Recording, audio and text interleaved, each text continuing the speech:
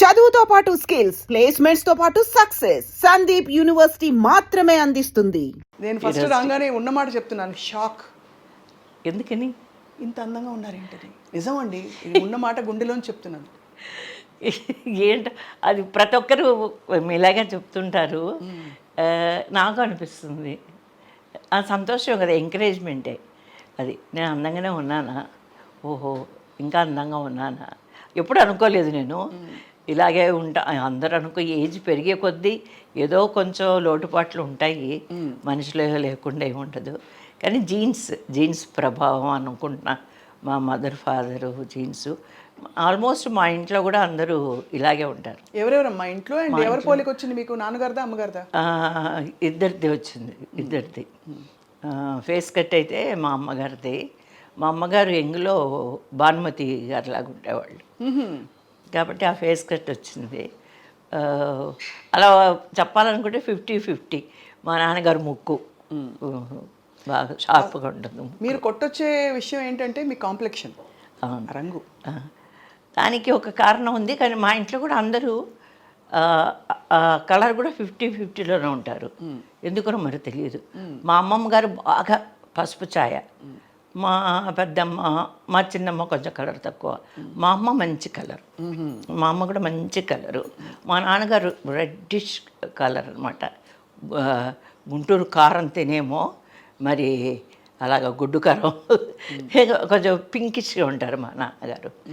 కానీ నేను కడుపులో ఉండగా మా అమ్మగారిని మా నాన్నగారు అక్కడ కర్నూలులో ఘోష హాస్పిటల్ ఉంది, అక్కడ చేర్పించారు.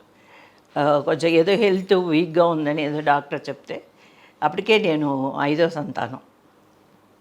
5 కూడా కాదు, ఫస్ట్ 2 మగపిల్లలు, వాళ్ళు పుట్టి చనిపోయారు.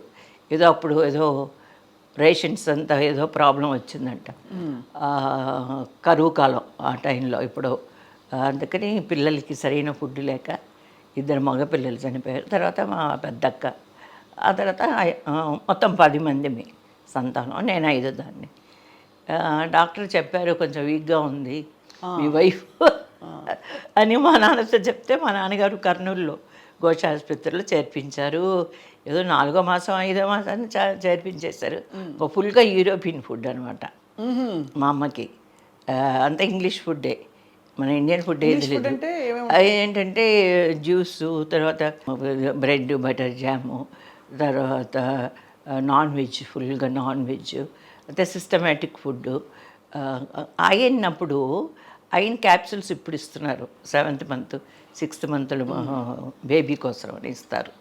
అప్పుడు ఐరన్ క్యాప్సూల్స్ లేవంట, ఏదో ట్యూబ్స్ లాగా వచ్చేదంట, లోపల పచ్చిగా ఐరన్ ఉండేదంట. ఐరన్ అలా కొట్టేసి అలా తాగేసేదంట మా మదరు. ఐరన్ ఇది ఇప్పుడు క్యాప్సూల్ లాగా వస్తున్నాయి కదా, అలాగా లివరు, పచ్చి లివరు జ్యూస్ తీసి ఇచ్చేవాళ్ళంట.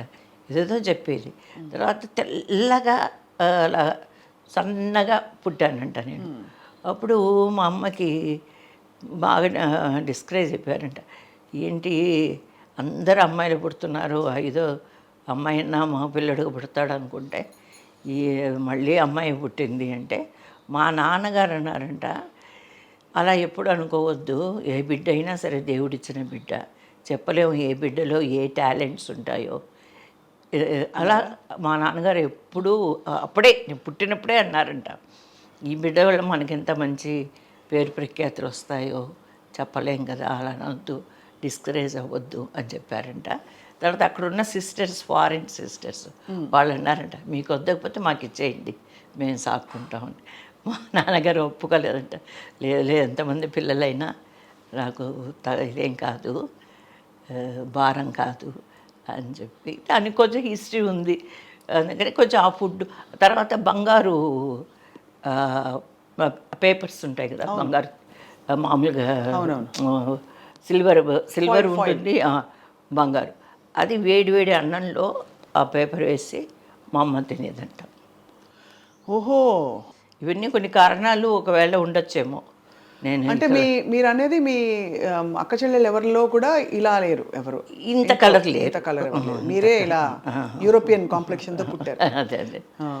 చాలా అది వరం నిజంగా. ఇంకా మా రెండో అక్క మంచి కలరే, ఇప్పుడున్న అక్కలు మూడో అక్క మంచి కలరే, అటు ఇటుగా ఉన్నారు.